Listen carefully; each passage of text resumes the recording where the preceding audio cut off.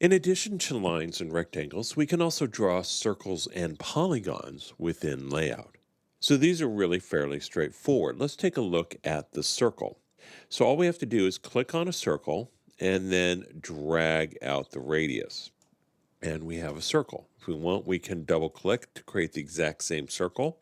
Now, if we want, we can also create very specific size circles. So if we click and drag this out, notice how the radius shows up, and we could type in a very specific radius. So in this case, if I want 2 inches, I can type that in, and this will become a 2-inch circle.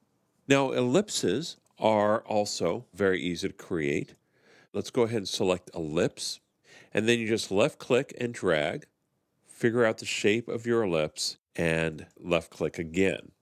Now, if you want, again, down here, we can type in whatever size ellipse we want. So if I left click and drag, I could do a 2-inch by 3-inch ellipse and hit enter, and that will make that 2 by 3 inches. In fact, if we position this properly, you can see it's 2 inches by 3. And so basically, this defines the bounding rectangle of the ellipse. Now, polygons are a little bit different in the way that they're created. We select polygons here, and basically you draw them similar to how you would draw a circle. You basically left click at the center and then click out the radius. Now, by default, the pentagon is the shape, and we can certainly create a pentagon, then double click and create another one exactly the same size. And just like with circles or ellipses, you can go down here and type in your specific values. So if I were to type, say, 1 inch, I would make a 1-inch polygon. Now, there are many times when you don't want a pentagon, you want a 4, 5, 6, or 7-sided figure. You can certainly change that. All you have to do is, as you drag it out, click the up or the down arrow. Up arrow increases the number of sides, down arrow decreases it. So if you click it up to an 8-pointed figure, you will now have this set at 8 points. So the next one you draw will be another octagon.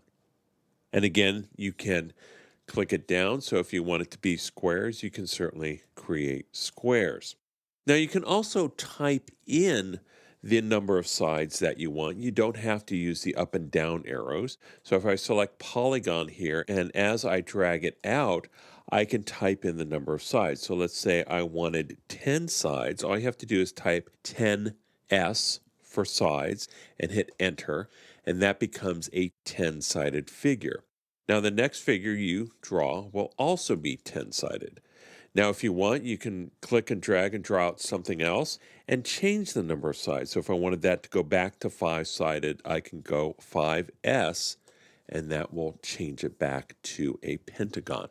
So those are some of the basics of how to create circles, ellipses, and polygons in SketchUp.